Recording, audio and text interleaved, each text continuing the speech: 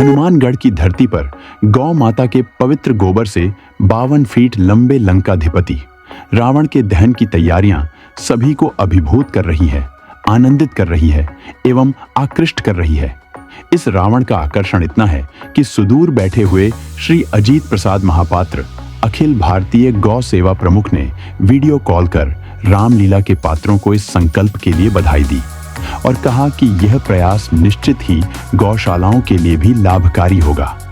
वहीं दशकों से रामलीला में राक्षस राज रावण, श्री लक्ष्मण जी महाराज, श्री राम प्रभु एवं शुकनखा आदि के श्रेष्ठ चरित्र का मंचन करने वाले सभी कलाकारों ने इसे आनंद करने वाला रावण दहन बताया और अपने अपने घरों से अंत्येष्टि यज्ञ में काम आने वाले नारियल के गोले, चंदन की लकड़ी आदि हवन सामग्री लाने का भी वचन दिया। जानिए क्या कहते हैं 4-5 दशक से हनुमानगढ़ में रामलीला में भगवान के लीला पात्र बनने वाले सनातन भक्त, और आप भी सहभागी बन जाइए इस महान यात्रा के। जय श्री राम। मेरा नाम विजय कौशिक है। मैंने हनुमानगढ़ जंक्शन रेलवे क्लब की प्रसिद्ध रामलीला में 10 साल राम का रोल किया और मैंने उसमें देखा कि भगवान श्री राम हमेशा मर्यादा में रहे। मर्यादा का दृष्टांत मुझे उनका एक याद आता है। जब लक्ष्मण को मूर्छा होती है तो उस समय हनुमान जी सुखेन वैद्य को लंका से उठा करके लाते हैं और वो आकर के देखते हैं कि मैं ये शत्रु पक्ष के दल के अंदर आ गया तो अगर मैं वापस गया तो मेरा तो सर कलम कर देगा रावण। तो उन्होंने भगवान राम से रिक्वेस्ट की, क्योंकि भगवान राम ने कहा भाई मेरा भाई जो है इसमें मूर्छित हुआ है तो आप इनका इलाज करो। तो सुखेन वैद्य ने कहा मैं वैद्य हूँ रावण के घर का, किस तरह आपका काम करूँ, क्या धर्म इजाज़त देता है मैं लक्ष्मण को आराम करूँ। तो भगवान राम मर्यादा पुरुषोत्तम थे। उन्होंने कहा कि मैं कभी न आज्ञा दूंगा ये कि तुम कोई अनीति अधर्म करो, उपदेश यही होगा मेरा, सतवादी हो सत्कर्म करो। जिस धर्म हेतु घर बार छुटा, सीता प्यारी का हरण हुआ, जिस धर्म हेतु वन गमन किया और पूज्य पिता का मरण हुआ, इस धर्म हेतु यदि लक्ष्मण भी अब मरता है तो मर जाए, उपदेश यही होगा मेरा, हाँ धर्म नहीं जाने पाए। इसीलिए वो मर्यादा पुरुषोत्तम कहलाए। पुरुषों में उत्तम, पुरुष तो सभी हैं लेकिन पुरुषों में उत्तम जिसे मर्यादा में रहे इसलिए वो कहलाए। और फिर उन्होंने वैद्य को ये कहा कि आप अपने धर्म का पालन करो, मैं आपको ये ज़बरदस्ती नहीं करूँगा, लेकिन आप एक वैद्य हैं, आपका काम है रोगी का इलाज करना, चाहे वो सामने रोगी कोई दुश्मन ही क्यों न हो। मैं शत्रु पक्ष का हूँ, आपके जो स्वामी हैं उनके शत्रु पक्ष का हूँ। आप चाहें तो अपने धर्म का पालन कर सकते हैं, वरना अगर इस तरह से जो धर्म का पालन नहीं करते हैं वो अपनी विद्या भूल जाते हैं अक्सर। तो इस बार दशहरे के अंदर एक नया कंसेप्ट है, गोबर का रावण निर्मित करके वायु प्रदूषण ना हो, उसके अंदर विशेष प्रकार की हवन सामग्री उसमें डाली जाएंगी जिससे वातावरण शुद्ध होगा। उसमें नारियल, खोपरा, देसी घी और गोबर, अक्सर हम गोबर का वो धूपिया करते हैं घरों के अंदर, उससे घर में कैसे वातावरण शुद्ध होता है, वो एक हवन का छोटा रूप है। आप इधर जो सामने देख रहे हैं ये कलेक्ट्रेट के सामने का एरिया है, यहाँ धरना स्थल है नगर पालिका के द्वारा निर्मित। उस जगह पे रावण का अभी वो निर्माण किया जा रहा है, वो एक प्रतीक रूप के अंदर है।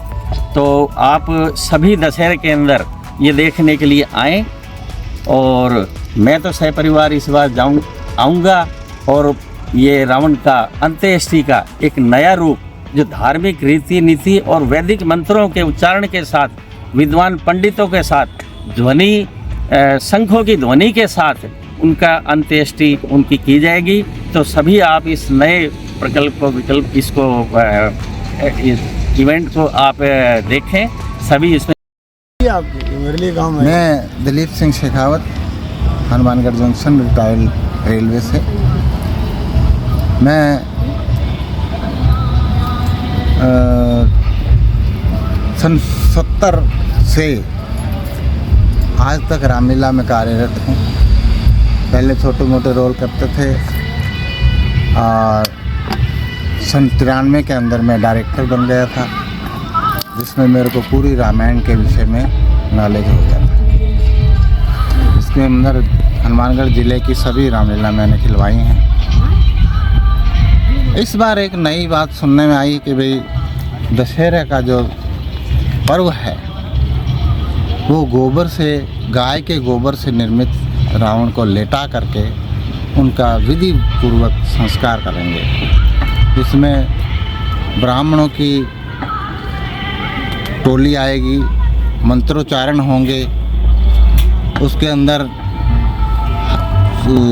नारियल, खोपरा, देसी घी, ये सब उनके अंदर विधि पूर्वक जैसे हवन सामग्री ये सब इसमें दी जाएगी, जिससे वातावरण बड़ा ही शुद्ध होगा और वातावरण को बड़ा जो नुकसान जो पुतलों से होता है वो इससे नहीं होगा।